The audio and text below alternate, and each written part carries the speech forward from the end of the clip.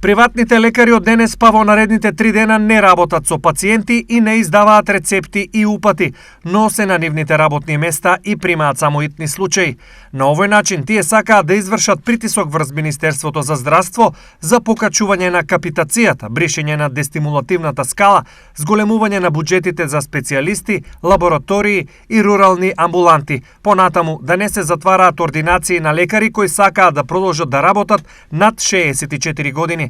Штрајкот денес се одвива според планираното и покрај тоа што Сдруженијето на семејни лекари не даде поддршка за истиот. Значи комплетно поддршка имаме од членството, заради тоа што и јас сум специјалист по семејна па протестирам и огромен број од нашите членови во Сдружение се специјалисти по семејна и не го поддржуваат нивниот став, така да значи протестот си се обавува на работно место, итни случаи само ако има примаме.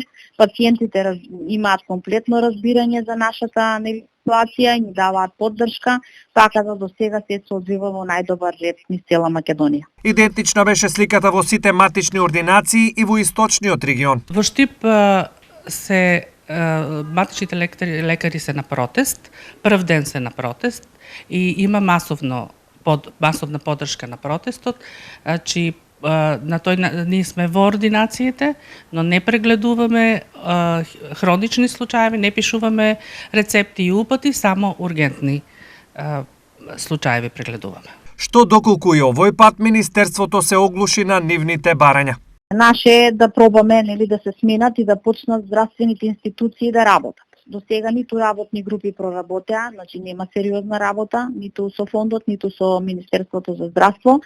Значи има нешта кои што не се пари, значи може како во време на короната се променија преку ноќ правилници, начин на работа, значи кога се сака нешто и се може.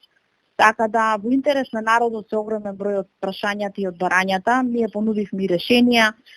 Смешно е се уште матичен доктор за росувастатин или лек за масноти да ги праќа ке специјалисти за препораки, специјалисти нема низ натрешноста и методологија да се смени. Ако има инфлација, не може за сите да има пари, само за примарно приватно здравство да нема. Во Македонија работат 1570 општи матични лекари, 147 матични гинеколози и околу 100 педиатри. Доколку од задолжителното пензионирање на 64 години не се иземат матичните лекари, за 2 години во земјава ќе останат само 13 матични педиатри, а за 3 години скоро половина од матичните лекари ќе се пензионираат, велат од Сдруженијето на приватни лекари.